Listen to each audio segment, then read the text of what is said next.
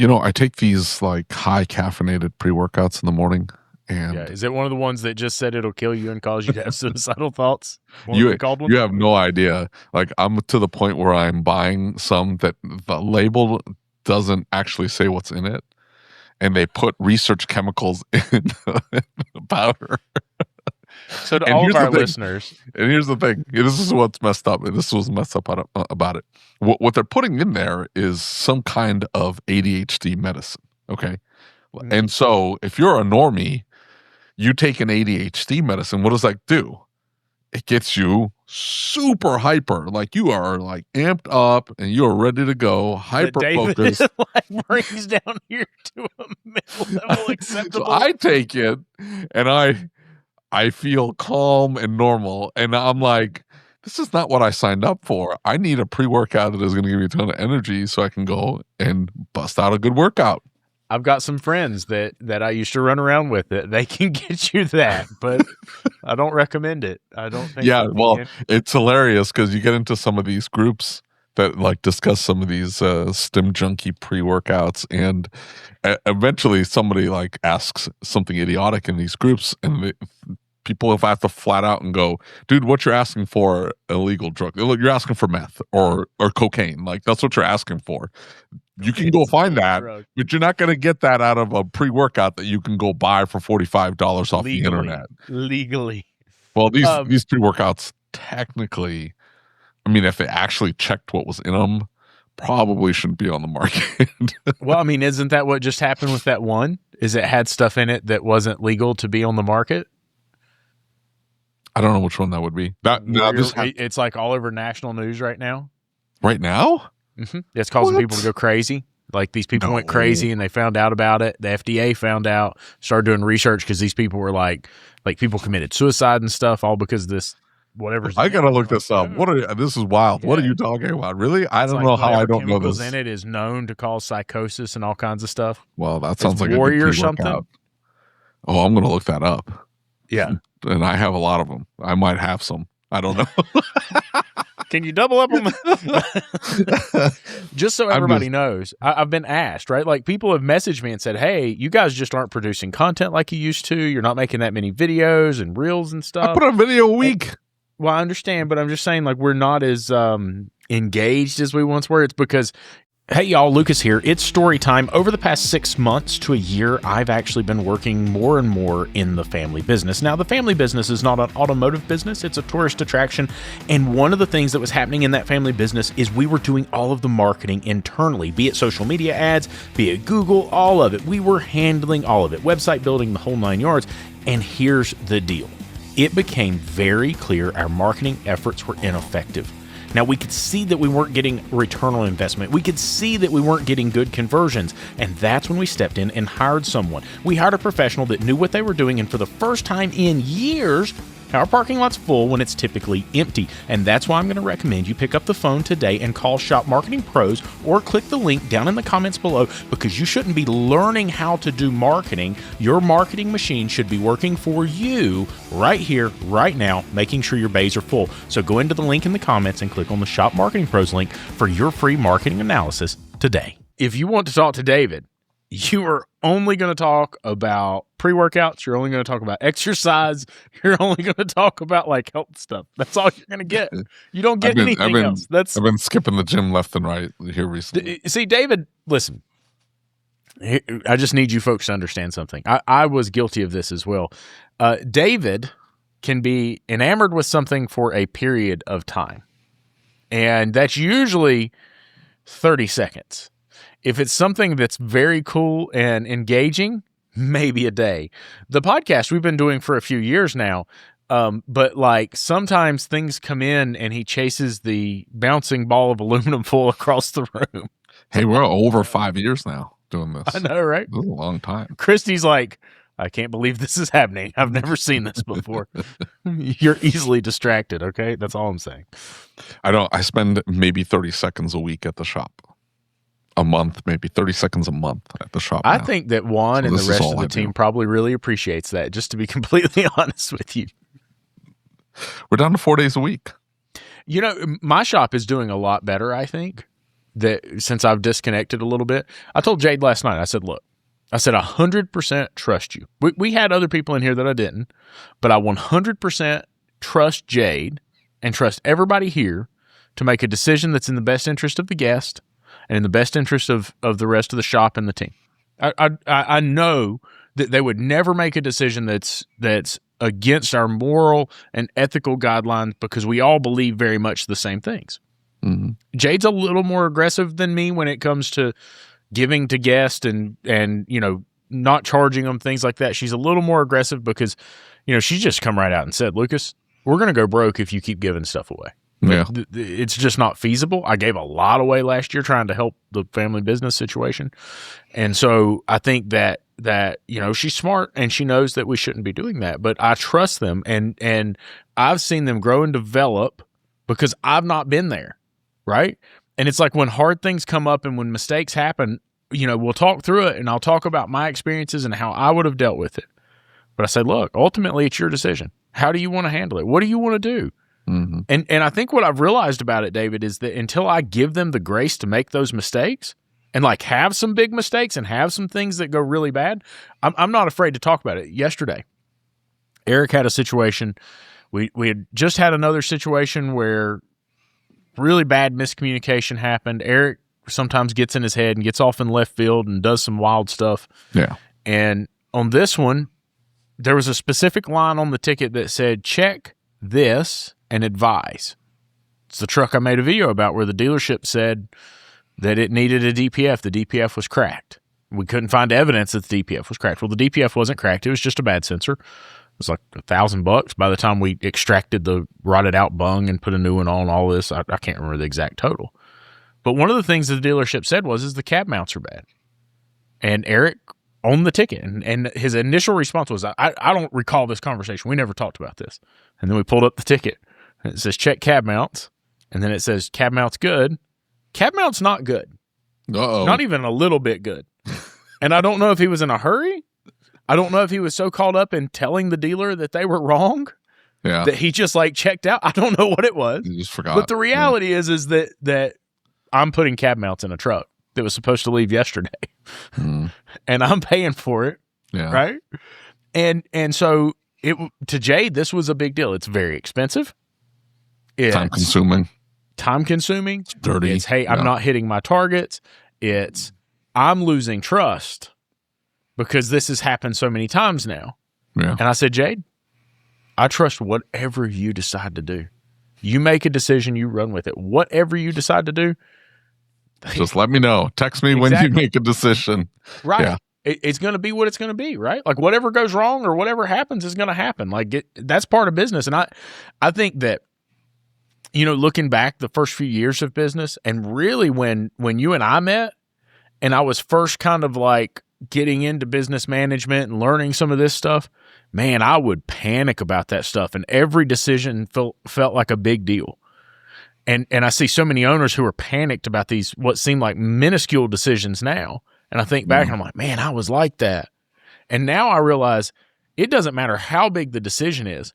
The decision's not what's going to kill the business, right? There's a video in it, the guy says, I don't believe human beings are made with the capability of making right decisions. I believe they're made with the capability of making a decision, and if it was the wrong one, go about setting it right.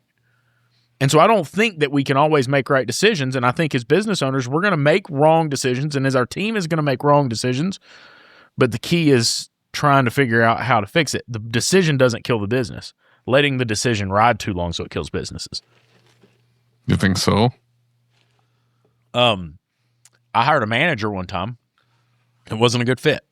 And if I had left that decision and hadn't shut it down, I should have shut it down way before I did. It hurt this last year. This last year would have been a $2.5 million year. Instead, it was a $2 million year. And if I had made that call much earlier, and listen, this is not saying something bad about that manager. That manager's a good dude. He just didn't have the ability and capabilities to run an independent shop. Yeah. He could run a dealer shop, but he couldn't run an independent because we do things very differently than that. But see, that's the thing, though. It's not that you're delaying the decision. You're making a decision, but the decision's the delay. It's a series of it's making wrong decision over and over and Yeah. over and over and over. Yeah. And That's where you over. get in trouble. And I wouldn't even call them wrong. They're just they're costly. They're costly decisions, like not hiring a tech when you should hire a tech, and so you delay hiring the tech, and meanwhile the base sits empty and it's costing you $40,000, $50,000, $60,000 every single month. You don't have a tech in there. You don't think about it. You're like, oh, we're just plugging along. It's like, okay, but there's a hole there, and you could be filling it, and you're just choosing not to. Yeah, discount here, discount there, but then the culture becomes, when there's a problem, give it away instead of let's fix this problem, let's present it to the customer. Yeah, there's always a series of smaller decisions that when they pile up, they end up sinking the business, and it just gets, it's $1 here, $1 here, $1 here, $1 here. It adds up. I got so frustrated. There was a gentleman a while back who was just like on the warpath at me, and right, wrong, and different. I don't really care. I mean, I'm not saying I don't care about like if I had done something wrong and this dude was upset. That's one thing. But like in this instance, he believed that because he had been told in like the ASOG mastermind, he had been told in the groups to raise his rates. He believed that's what killed his business. I'm like, bro, if you believe that, that's what killed your business. Right? Like that, if you believe that is the problem, there were far bigger problems aside from that. If you were already out of business at that point, you could have just shut the doors and not even worried about raising your rates. You know, it's a lot to do with mentality and perspective. And I think that, like, especially starting out, we have that fear when it comes to raising rates, especially. Oh, I'll run all my clients off. I tell people all the time, like, dude, you're freaking out about running your clients off. Well, it is not going to matter because you're not making money right now. So if you're going to run your clients off, at least you wouldn't be making money on less clients. At least you wouldn't be paying to work on more people's cars. Come on now. You know, it just, I don't think it's so emotionally driven. And you see this all the time. Like, you know, we don't need to bring up the whole thing, but you know, there's been some issues with a vendor that's been popping up in the groups. And I wish everybody was forced to work retail or a customer service job, or just like as a waiter or something like that, because you don't understand how irrational and myopic people can be on the daily. Just normal ass people, for sure, just flipping out over the stupidest shit. And you're like, it's like, dude, is this really affecting you? Is this really that big of a problem? You know, that we don't have this one thing in stock, or like you thought that this was the sale price and it's actually this, or you read the ad wrong and you're freaking out because it's $2 more than what you thought. Just stupid stuff. People would freak out all the time. I give everybody the benefit of the doubt, unless it's obviously malicious. Unless it's obviously, like, I can deal with gross incompetence. Like, I'll just dismiss it. Like, gross incompetence, that person just doesn't know what they're doing. It's like, okay, we're just going to separate ways. No harm, no foul. I'm not going to leave a bad review. I'm not going to make it public. Like, it's no big deal. Like, they didn't know what they were doing. It's whatever. Just, we'll separate our ways. I'm going to do business with somebody else. Unless it's malicious. If it's malicious, that's the only time I'll leave a bad review. But I don't leave bad reviews for businesses ever. Like, I don't care how bad the service was. Malicious.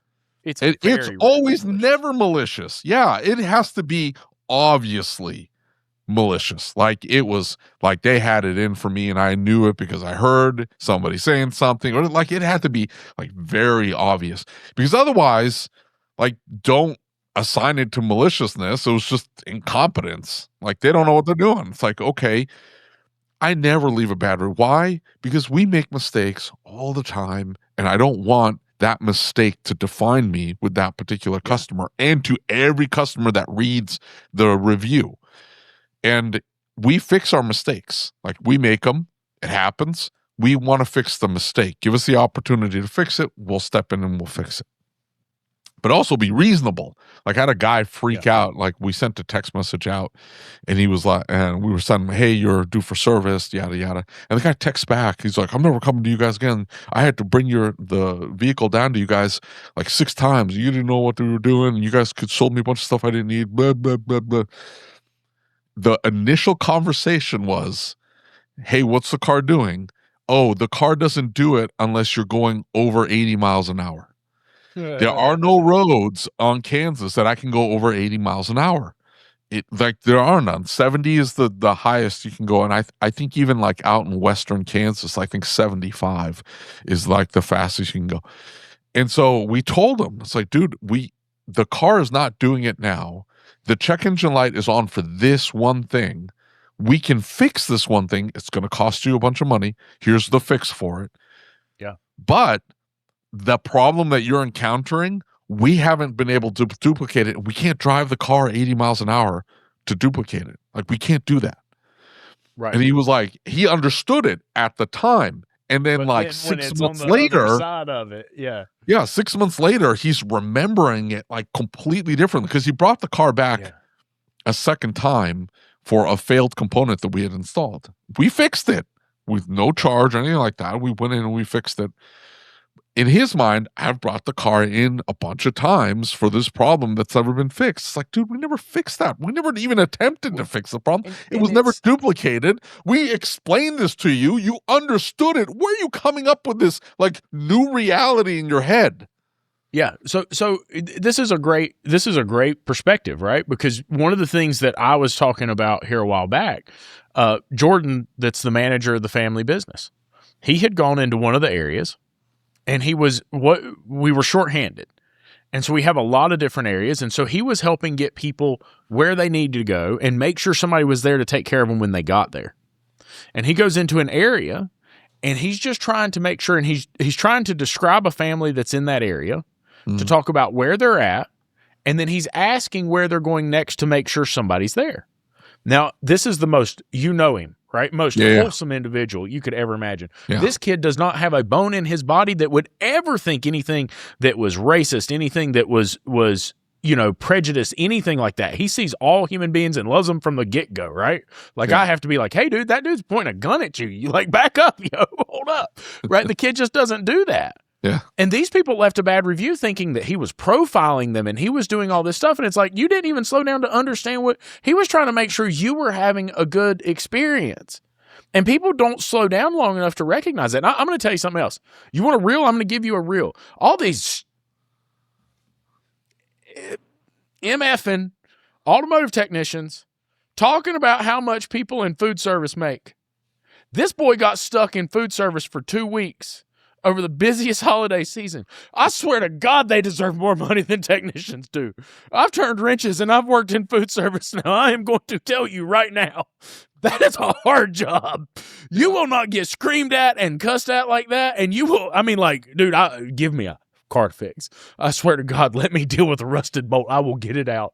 Just please. I always thought it'd be fun to, like, how fast paced. And dude, I love the fast paced nature of it. 100 miles an hour. And I don't know. I could keep up now. I'm too old. But back in the day, dude, I used to run the counter on Saturday mornings by myself. And I would run the counters by myself, just pumping tickets out. And I remember sitting down with the regional manager after I moved to Kansas City. Yeah. He was a good old boy from Louisiana. He did not like me. Anyway, he looks at my schedule and he's like, why are you only scheduling 2 people? And it was like me and a driver, a delivery driver, on Saturday morning. It's like, you're going to run X amount of tickets on Saturday morning. And I go, yeah, I can run X amount of tickets on Saturday morning by myself. I said, I'd rather be overloaded on the schedule and I'm not there because my staff can't run as many tickets as I can. Right. Just let me go, baby. I just don't know. Done. Yeah. He's like, I don't know if that's right. I was like, dude, you know how long I've been doing this? Like, right. I don't touch my schedule. I know what the hell I'm doing. Yeah. Well, and like my thing is, I love that fast paced nature, right? Like I love that. And to me, it's extremely rewarding. And I think I struggle a little bit in the roles that I've taken on now because I don't have that fast paced, like all the problems that need to be solved are big, multi-week, multi-month, multi-year problems that have to be solved. And I do not do well with that. I end up like dithering out. I end up coasting and not doing anything because I can't see that I'm making progress. I need that methodical task over and over and over again. And, I was talking to the staff in there, and I think this is a lot of what happens with technicians and service advisors. I think this is a lot of what's happening in America right now. I sat down and they had never worked with any leadership. One of the things that they brought up is they said, previous leadership dare not come out of their office if we were busy. In fact, if they thought we were going to be busy, they didn't even come in because they felt like it was important for the team to handle things themselves, and they did not work the areas. They were just leaders. Now, look, I'm going to tell you something. I'm a firm believer that you can't lead unless you've done it, because you don't understand what they're going through, and you're up there barking orders and you're telling them what to do. But if you've not done it, if you've not experienced it, it's really hard to tell someone what to do. I tell shop owners all the time, hey, if you've never turned a wrench, you be really careful how you speak to that technician, because you just might not know how hard that effing job is, right? And so I sat down with that team in there, and they were saying, we really need 3 people in here. I'm like, you do? Do you know why I was your third person? They said, no, because we don't have the money for it. And they're like, but look at all this money we made. We made $1,800 today. I'm like, all right, let's do the math. And so we sat down, and I went line by line by line by line through a P&L just for that specific area. We put all the numbers down. And they're like, we don't have any money left. I was like, exactly. Because you don't understand like how much money it actually takes to do the thing. Like how many other people get paid. Now, you've got the taxes, and you've got the vendors, and you've got the credit card fees, and there's all these little pieces of pie that get taken out. I don't think today's workforce understands that. I don't think they've ever been faced with that conundrum. They should teach P&Ls in high school. That would fix all of it. Yeah. I agree 100%. And I just think that, it's like the dealership guys, they don't get it. The independent technicians, they don't get it. Well, because nobody's ever shown them the numbers. And I try and show my guys the numbers, right? I try and sit down and go over like, hey, there's a reason your target is $200,000 a month. Right, wrong, or indifferent. There's a reason. And here's how it plays out. And if you want more, it's like all these people coming up saying technicians should earn $100,000 a year. Okay, great. Let me show you the math for how that works. And you show me how we make it happen. Yeah. And at the should make all of that, they do. You want me to show you the tax bill? Right? Like, come on now. The tax bill, the health insurance, the uniforms, oh my goodness, it piles up. But to my previous point, the reason why I was saying that is that I think some of these technicians, they've never worked like retail. They never worked with with vendors. They only had to deal with the service manager or their foreman, and then that's it, right? And then they get pissed off and they open up a shop. And then now they have to deal with customers and vendors, and they don't understand that, hey, like, I need to be a good customer to my vendor. Like, I don't take advantage of my vendor. I need to be a good customer for my vendor. Just like I want a good customer for my shop. I want a customer that understands what I'm going through. I want a customer that understands how I operate and is able to abide by my terms of service. Does that make sense? Yeah. And so I want to be that type of customer to my vendors. They have no concept of that. It's what I want, me, right now. My problems are the only problems. They're the biggest problems. You need to fix them right now. And that's how they treat their vendors. And that drives me absolutely bananas. Like, dude, you cannot be this stupid. Do you want your customers acting the way you do with your vendors to you? No, you don't. You would fire that customer. You would go nuts. I may have released it. I may not have. But it says that exact thing. Like, holy crap. There was a thing a while back where I think it was that Shopware, everything that was on one platform had gone down, and people were losing their minds. That cloud server thing that had cut half the internet down. Yeah. Right. And the people are like freaking out and losing their minds. And I'm like, seriously, if you people were treated the way that you're treating Shopware over this, in your business, buddy, Yeah. you'd be in the loony house. I've seen some of these people respond to 1-star reviews and get Yeah. on, I They can't just believe they said that. I was trying they my get best. they either crying all butthurt or they lose their minds angry. Like one or the other. And it's like hold on now. You didn't get any grace extended to you by this customer for whatever reason, but you're doing the same thing. And that's what I'm saying. It's like they're all hypocrites, all of them. Because they don't even see it that way either. They don't even see it that I should be a good customer to my vendor because I want good customers too. And the way I want to be treated as the service provider is the way I need to treat my vendors. They don't see it that way. I don't know why. Drives me nuts. And I mean, like I think it was like 3 weeks ago, I rolled up at McDonald's, right? And the dude in front of me is blessing this lady out. I mean, he is like going to town. And then the manager comes back and he blesses her out. And I'm like, bro, and he rolls up, they got the 2-window thing. And he rolls up to the next window and he takes his food. And I said, you are a dumb son of a bitch. Yeah, I would not touch that food. After that, I'm not touching that. They wipe their asses with those buns. Yeah. Yeah. I had a friend, he would go through Burger King every morning and like, if you were in the car with him, he's like, now I want a hot sandwich. I don't want none of these. Blah, blah, blah, blah, blah. Right there at the ordering screen. I'm like, dude, I am not ordering anything from here, especially with you acting like that. I'm not like, are you crazy, man? And you think about that. Like, is it rational? Is it reasonable? And how would you feel if somebody treated you like that? Yeah. And they just don't think about it. It doesn't even cross their mind. And I think it's an emotional response, right? I flipped out on an insurance adjuster the other day and adjusters don't count. Hold on. Adjusters don't count. I have cussed out so many adjusters. You have no idea. Right.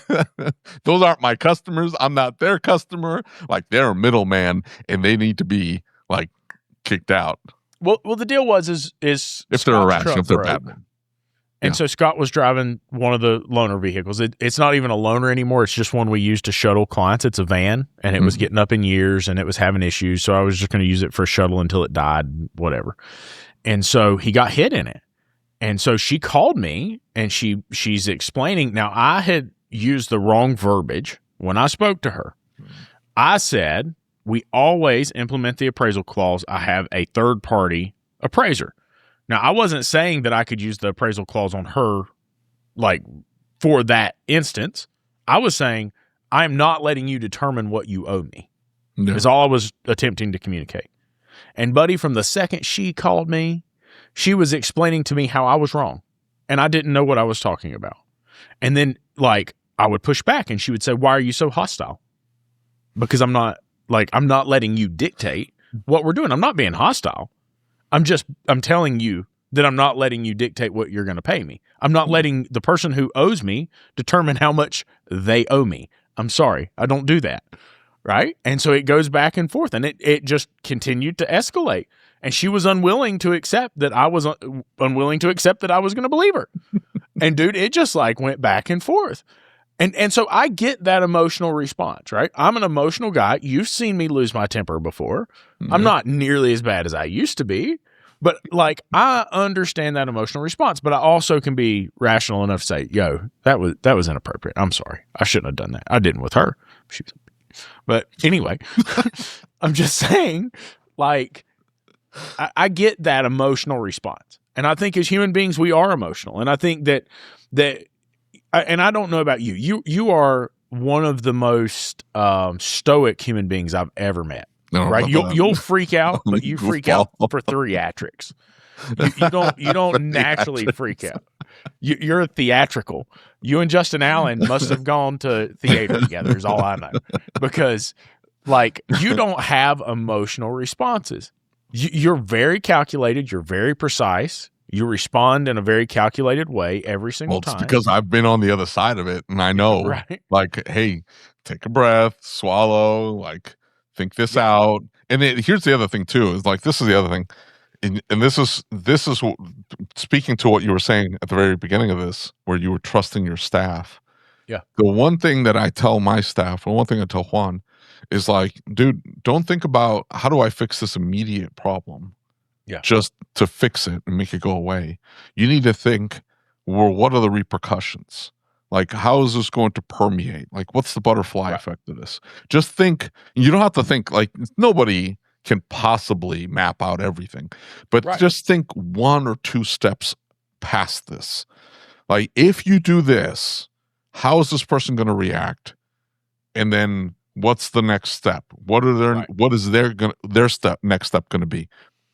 And if you think about it that way, go, okay, well then if I do this, they're going to react this way. But if I do this other thing, it's very likely they're going to react in a better way. Yeah. A better way for me, 100%. better way for the business, better way for 100%. everybody.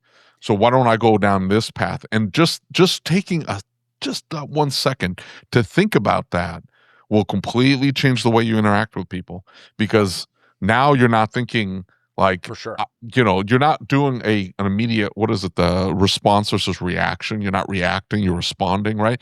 And so you're not giving an immediate reaction that's visceral and emotional, right? You're taking a step back and going, okay, well, if I react this way, what's that going to turn in? It's just like, do I want to hit people? Yeah, I want to smack the shit out of people all the time, right? But if I do, then I'm going to go to jail and I got to get a lawyer. And like, I'm thinking this out, where some people don't. They just start throwing fists.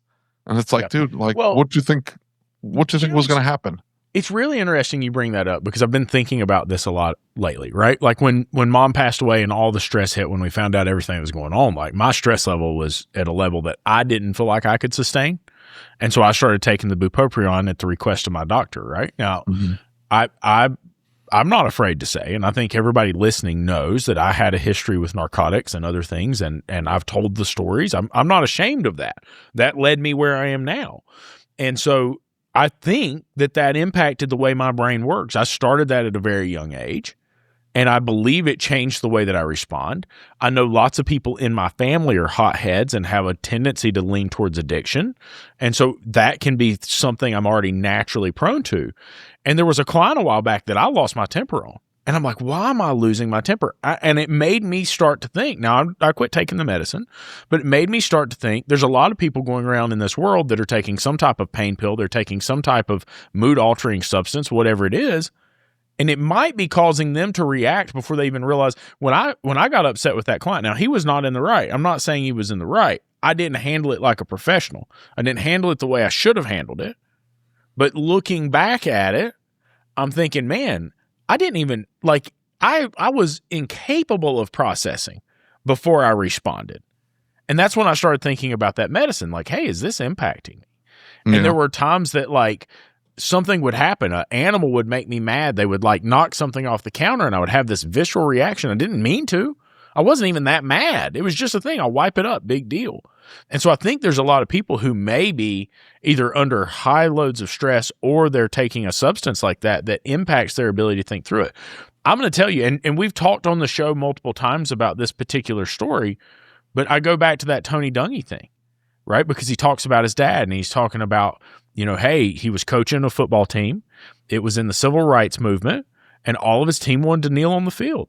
And he said, so I went to my dad, who was a World War II veteran. It was back when his dad was still alive, many, many years ago. And he said, Dad, hey, I know you fought for your country in a time when you knew when you came back, you were going to be sitting on the back of the bus. I know you fought for your country knowing you couldn't use the same water fountain as everybody else. And so here I am. I'm at this impasse here. I've got players who want to kneel for civil rights and for something that they feel is important.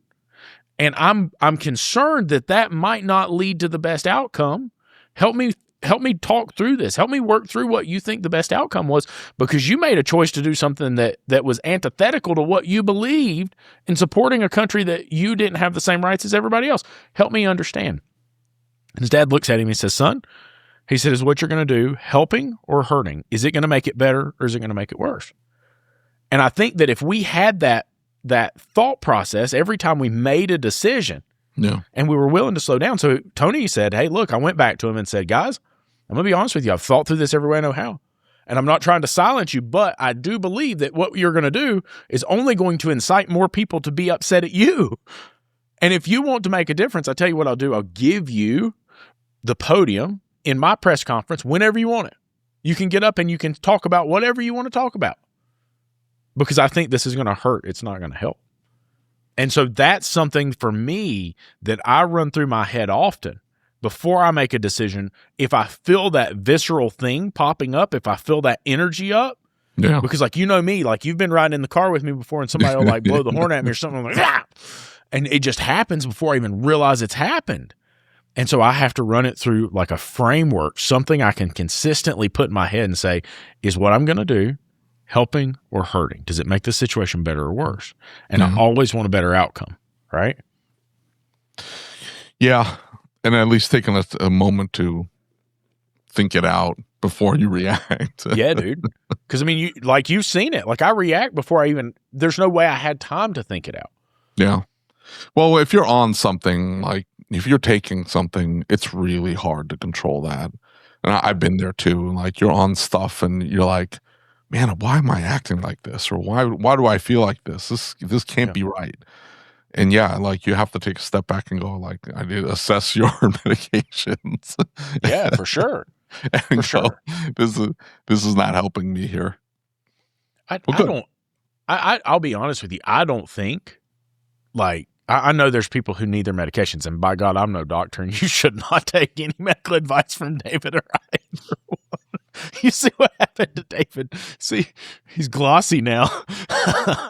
But you know, I'm just saying that I believe if you can work through those things through like therapy and counseling or your own free will or whatever it is, I personally believe if you can avoid medication altogether, you're probably better off. Mood pre-workouts aren't medication, so it's fine. mood altering medications, probably, yeah.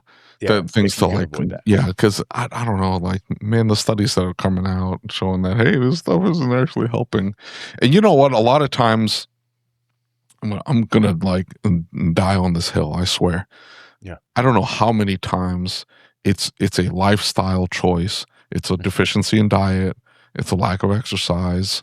It's a lack of like meaningful work. Like you're not the lack of spirituality or just something in your life that you've to look at something bigger than yourself. It's just like there's something missing there, and you're not like just magnesium. I don't know if you've seen the studies, but they were seeing that high doses of magnesium were as beneficial to people with depression as SSRIs were. Yeah, like they were equally as effective at reversing the depressive symptoms. That's should tell you. And then people are like perpetually walking around deficient in vitamin D and just stuff like that. Like there's something that you need to take a step back and look at and assess. And is really dumping. You know, it's just like I've got this pain in my shoulder. It's like, okay, you could do some PT. You could strengthen the muscles around the shoulder. You could like stretch and do some range of motion work and stuff like that, or see if there's a rip or tear or something like that and get it surgically repaired. Or you pound down the ibuprofens and you end up with an ulcer. Like, what's the better solution here? If you're just masking the issue by taking the pill sometimes. Look, I'm going to tell you right now, I think one of the most powerful things, and as I've learned more about this concept, I originally picked it up from Jordan Peterson, right? And I've talked a little bit about this, right? Like how there's so much to be done that I can't seem to like narrow down on what I need to do and where I need to put the energy, where I need to put the focus, because I have all of these things demanding my attention. Mm-hmm. But when I first started watching some of the Jordan Peterson stuff, he talks about being an aiming creature, and human beings have to have an aim. And if you don't have an aim, if you don't have a direction, all of a sudden life can feel meaningless. It can feel like it has no purpose. It can feel like you don't know where you're at.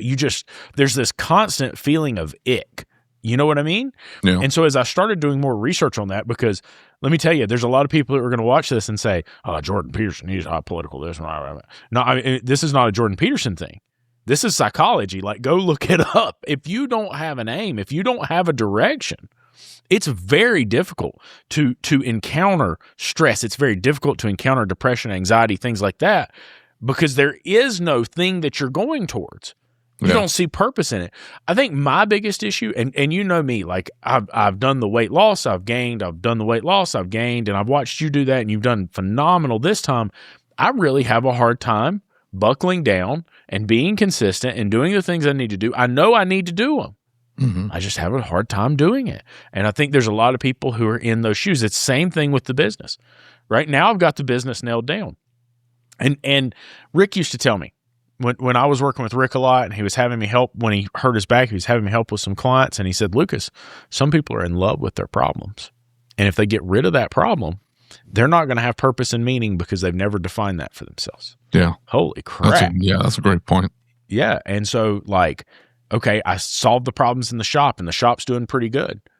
And I would defeat it and start all over again. I just wipe it out, make a new mess. When I was with the first coaching company, somebody was telling the story about it, that they had gotten everything like lined out, and the shop owner was spending like no time at the shop, and it was just making money for him.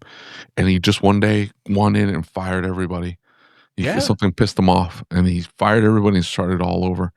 And I'm like, why would you do that? Why would you just blow it up like that? And they're like, some people just need problems to fix. They just wanted that. And I'm like, well, I didn't understand that at all. Yeah. And look, I've been guilty of it. I've absolutely been guilty of it. And I think that the lack of an aim and the lack of taking the time and you know, for me, I feel in a lot of ways that it's not slowing down to think through what that aim is. It's like, oh, I'm busy. I have lots to do. This is very important. I don't have time to just sit here. I was talking to Brian Walker a while back, and he said, until you've made yourself sit for 8 hours and think about who you are, where you're going, what's important to you. And he's like, man, it can be miserable. It can feel like I'm wasting a whole day. And like, I've always been a doer. Give me the menial task and let me go, man. Mm-hmm. And it's like when I talk to technicians, they're so, they just don't get it because they've never been there. And I'm like, I would love to have your job. I would love to still be able to do that. My back will not let me do it. I can't hold sockets anymore, right? Like I beat my body up. I had a rough past when I was younger. I got in a lot of fights. I hit a lot of people. I hit a lot of walls, and my hands don't work like they're supposed to, and my back hurts, and I've ripped motors out of cars with my bare hands because I got mad. And so like I'm paying for that now, and I can't do those things. And I'll tell them like, dude, like you have such a fun and engaging job. Every day you get a new problem to solve. And as a business owner, every day I have the same problem that I have to try and solve over and over. I don't have any money. This doesn't work. What is happening? Where does all my money go? Yeah. And so like I try and tell them like, dude, you can have a very rewarding career here. And I'm not saying this is not about money. And they keep coming back to money. It's all about money. It's all about money. It's all about money. And I keep telling them, no, it's about purpose. It's about meaning. Because you can be happy. There are people on the street corner with no money at all and are happy as a clam. Mm-hmm. It's not about money. And they say, well, yeah, but it's the reason I'm unhappy is because I don't have enough of it. No, the reason you're unhappy is because you're unhappy. Because there's billionaires that are unhappy. There's billionaires that aren't living a fulfilling life. Now, I'm not saying don't strive to make more money. And if you're having a hard time paying your bills, but the problem is the more money you get, the more money you spend. And that's not me sitting here. They get mad every time we talk about this. They get mad and they say, Lucas, this is not fair. This is you just trying to excuse away the fact you aren't paying technicians enough money. No, it's me telling you that I have paid technicians more and more and more and more, and I've watched them spend more and more and more and end up in just a much bigger problem that's much harder to solve because they were searching for purpose and meaning. And purpose and meaning do not come from money. It takes time to sit down and think through some of this stuff. Who am I? Who do I want to be? What do I believe? What do I want my kids to believe? Who do I want my kids to be in 10 years? What are the things that are important to me for me to teach my kids? What is my purpose? And I think that's missing in society today because we don't talk about that. Some people don't. We just did. I know, but I'm saying like, when was the last time in elementary school that we talked about purpose and meaning and aligning your life in a meaningful way? Man, they can't even teach reading and math. Are you kidding me? Yeah. Absolutely. They teach them about flags, though. That's for sure. I don't know. I had to throw that in for what's his name, Barnes's wife. Yeah. For Barnes's wife.